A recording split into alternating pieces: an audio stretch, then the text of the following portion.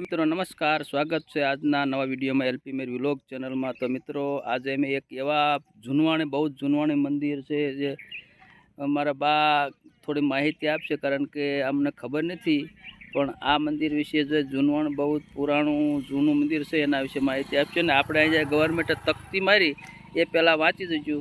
તો આ અમારા બા છે એ આ મંદિરની માહિતી આપશે, તો હમણાં આપણે જોઈશું। તો વિડીયોમાં જોડાઈ રહીજો મિત્રો, ખૂબ જ રોચક ઇતિહાસ છે મારા બાને જે ખ્યાલ છે એના જમાના વખતનો, કારણ કે આ મંદિરમાં જે છે એનું કોઈ કહેવા ખબર નથી મોટે ભાગે, પણ મારા બાને જે જાણકારી છે એ કઈ છે વિડીયોમાં જો। આ જે છે મંદિરની તકતી છે ગવર્મેન્ટ સરકાર, ભારત સરકારે જે લગાવેલી છે એમાં તમે વિડીયોને પોઝ કરીને આ જોઈ શકો છો।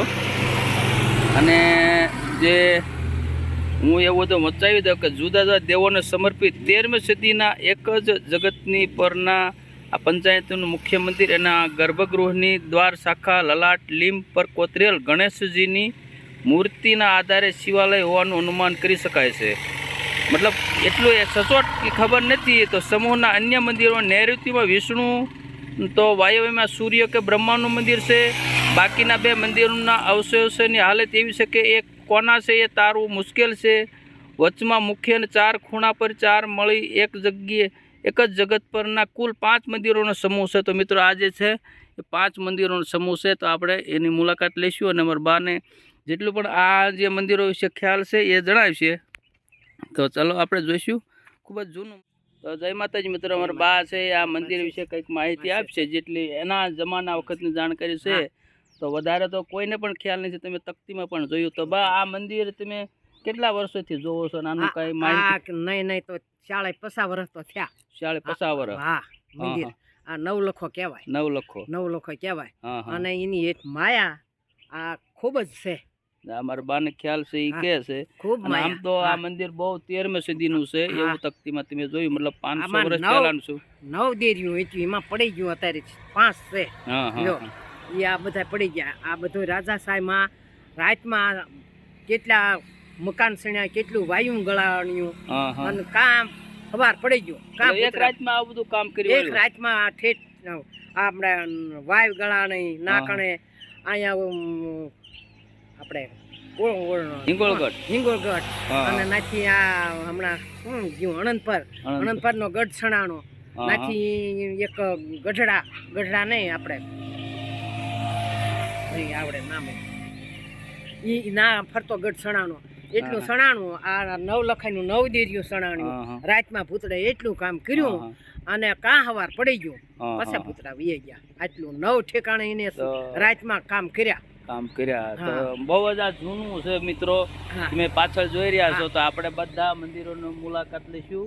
તો આ મારા બાને જેટલું આ માહિતી હતી ખ્યાલ એ આપી છે। હવેમાં લોકવાયકા પ્રમાણે વાત કરી છે, સાચું ખોટું તો ભગવાન જાણે।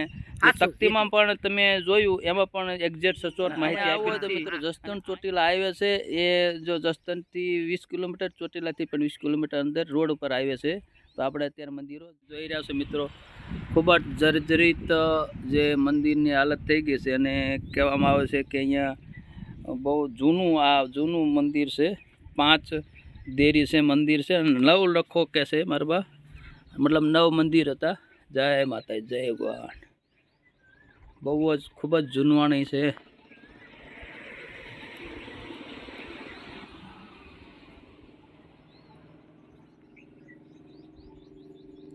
ખૂબ જ જૂનવાણી રાજા સાહેબ વખત, લગભગ 13મી સદીનું છે જે તકતીમાં તમે જોયું એ પ્રમાણે।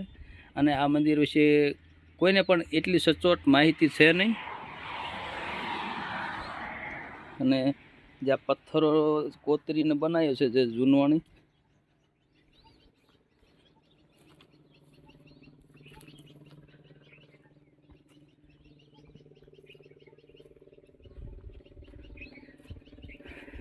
જે આ મેન વચ્ચે છે મુખ્ય મંદિર છે, એક અહીંયા છે, એક ત્યાં, એક અહીંયા છે, એવી રીતે 5 મંદિર છે। અને વચ્ચે જે મુખ્ય મંદિર છે આપણે તકતીમાં જોયું એ પ્રમાણે।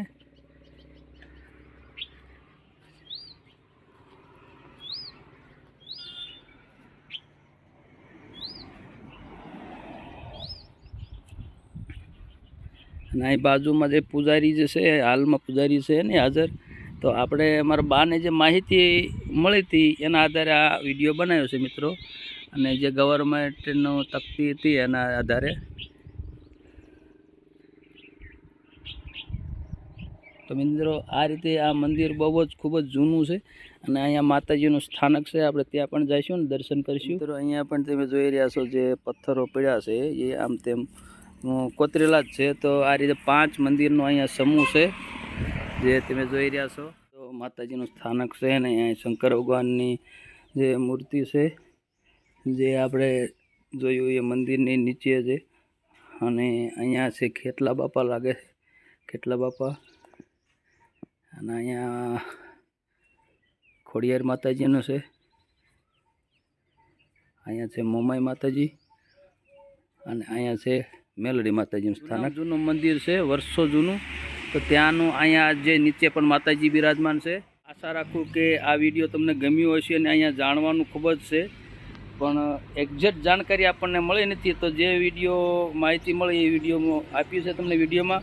તો અત્યારે આપણે અહીંયા વિડીયોને પૂરો કરીશું. બધા મિત્રોને વિનંતી કે વિડીયોમાં લાઇક, સબસ્ક્રાઈબ, કમેન્ટ જરૂરથી કરે. જે મિત્રો નવા હોય સબસ્ક્રાઈબ કરે, કમેન્ટ કરે. તો અહીંયા આપણે વિડીયો પૂરો કરીશું. બધા મિત્રોને જય માતાજી, જય સિયારામ. અને આવા જ વિડીયો મળતા રહેશે તમને નવા. તો એલપી મેર વ્લોગ્સની જય માતાજી.